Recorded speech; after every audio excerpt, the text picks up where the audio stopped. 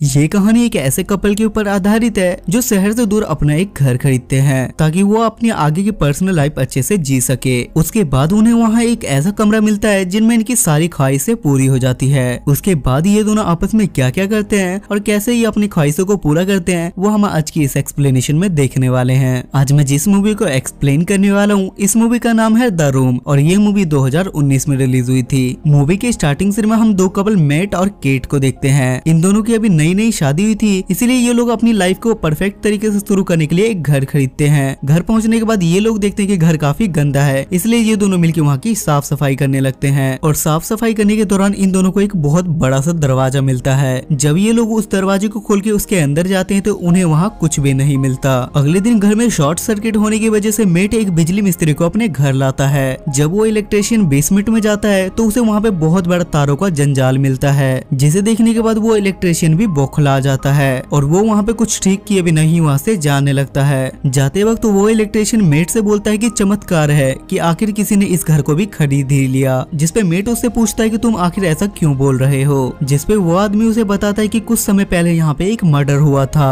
और इसी वजह से इस घर को कोई भी खरीद नहीं रहा था। ये सुनने के बाद मेट अंदर से काफी ज्यादा घबरा जाता है और वो इसके बारे में इंटरनेट पे रिसर्च करना शुरू कर देता है, जहाँ उसे पता चलता है कि जॉन डुई नाम के आदमी ने इस घर में मर्डर किया था। ये जानने के बाद मैट अपनी टेंशन दूर करने के लिए एक दारू की बोतल लाता है और वो उस दारू को लेके उसी बेसमेंट वाले रूम में उसे जाके पूरी खाली कर देता है। दारू खत्म होने के बाद नशे की हालत में मेट बोलता है कि काश मेरे पास एक और दारू की बोतल होती। मेट जैसे ही ये बात बोलता है तो वहाँ की सारी लाइटें ब्लिंक करने लगती है और तभी वहाँ अचानक से एक और दारू की बोतल आ जाती है, जिसे देखने के बाद मेट का सारा नशा वहीं पे उतर जाता है। अगले दिन केट सो के उठती है और वो उसी बेसमेंट में मेट के पास जाती है, जहाँ पहले से ही बहुत सारी महंगी चीजें रखी हुई थी। जिसपे मैट केट से बोलता है कि तुम यहाँ पे जो कुछ भी मांगोगी वो तुम्हारा सपना यहाँ पे सच हो जाएगा। पहले तो केट को इस बात पे यकीन नहीं होता, इसलिए वो अपने लिए एक अच्छी सी जॉब मांगती है, पर उसकी ये विश पूरी नहीं होती। जिसपे मेट उसे समझाता है कि तुम कोई ऐसी चीज मांगो जो तुम्हें मिल जाए। उसके बाद केट वहाँ पे $2 मिलियन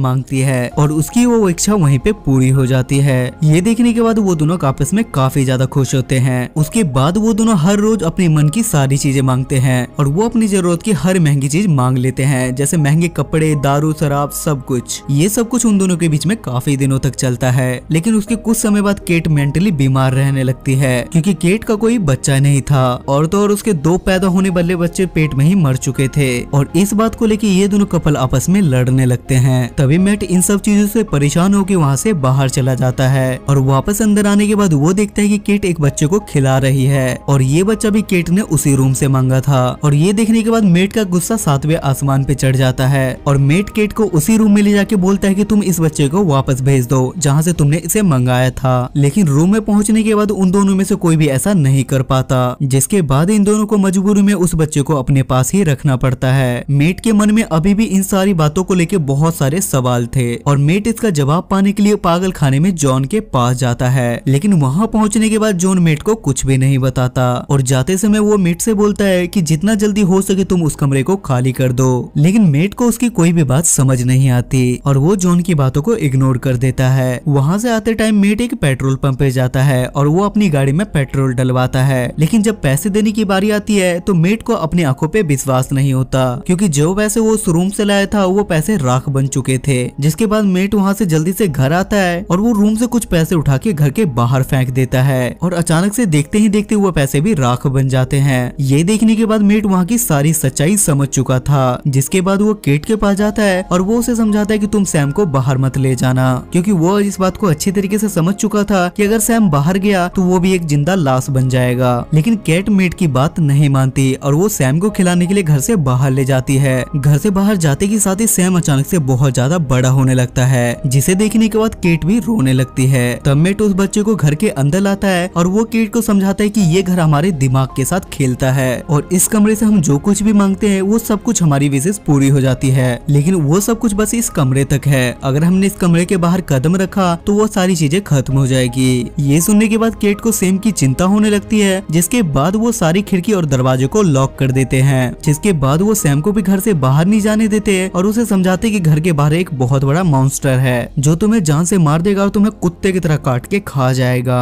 ये दोनों उस बच्चे को इतना ज्यादा डरा देते हैं कि उस बच्चे की भी गांड फट जाती है, एक दिन मेट और केट आपस में ऐसे ही लड़ रहे थे, तभी वहाँ पे फोन बजता है और सैम उस फोन को उठाता है, लेकिन फोन करने वाला कोई और नहीं बल्कि जॉन था। और जॉन सैम की आवाज सुनते के साथ ही हंसने लगता है। तभी मेट उससे फोन ले लेता है। तब मेट जॉन से पूछता है कि अगर हमें सैम की उम्र रोकनी है तो हम क्या कर सकते हैं, जिस पे जॉन उसे बोलता है कि जिसने भी उस बच्चे को मांगा है उसको अपनी जान देनी पड़ी है। मैट जॉन से पूछता है कि तुम्हें इसके बारे में कैसे पता है, जिस पे जॉन उसे बताता है कि मैं भी वही बच्चा हूँ जिसे किसी ने विश से मांगा था, और अगर तुम चाहते हो कि वो बच्चा घर से बाहर निकल के भी जिंदा रहे तो तुम दोनों को अपनी जान देनी पड़ेगी। और मुझे भी बचाने के लिए मेरी माँ ने मेरे बाप को गोली मार दी थी और उन दोनों ने मुझे बचाने के लिए जानबूझ के खुदकुशी कर ली। ये सब कुछ केट भी चुपके से सुन रही थी और ये पता चलते के साथ ही वो भी अंदर से टूट जाती है और वो सुसाइड करने के लिए घर के बाहर गाड़ी लेके जाती है, लेकिन वो ऐसा नहीं कर पाती। जिसके बाद मेट केट को समझाता है और इन दोनों का रिलेशन पहले की तरह नॉर्मल हो जाता है और ये दोनों फिर से कमरे में जाके घपाघप करते हैं। लेकिन ये बात सैम को बिल्कुल भी पसंद नहीं आती और सैम सुबह होने के बाद घर के बाहर निकल जाता है और दरवाजे की आवाज सुन के ये दोनों भी उसके पीछे जाते हैं, जहाँ सैम एक दूसरे कमरे में कपड़े उतार के खड़ा था। मैट उसके पास जाने की कोशिश करता है, तभी सैम उस पे गन पॉइंट कर देता है। तब केट उसे समझाती है और वो उसके पास जाने की कोशिश करती है। तभी मैट और सैम में हाथापाई हो जाती है, जिसकी वजह से धक्का लगने की वजह से केट नीचे गिर जाती है और थोड़ी चोट लगने की वजह से वो वहीं पे बेहोश हो जाती है। होश में आने के बाद केट को सामने मेट दिखाई देता है और वो उससे सैम के बारे में पूछती है और वो उसे बताता है कि झगड़े के दौरान सैम को गोली लगने की वजह से उसकी मौत हो गई। थोड़ी देर केट के साथ रहने के बाद मेट उसके साथ जबरदस्ती करने लगता है, जिससे केट समझ जाती है कि ये मेट नहीं बल्कि सैम है। दूसरी तरफ रियल मेट को भी होश आ जाता है और वो उसी रूम के पता नहीं कौन सी जगह पे था, जिसके बाद वो रूम की दीवार को तोड़ के उस साइड चला जाता है, जहाँ वो सैम को देखता है कि वो जबरदस्ती केट के साथ घपाघप करने की कोशिश कर रहा है, जहाँ वो एक बार फिर से सैम को अपनी एक जाल में फंसा लेता है और उसे घर के बाहर ले आता है, जहाँ उसकी उम्र अचानक से बढ़ने लगती है।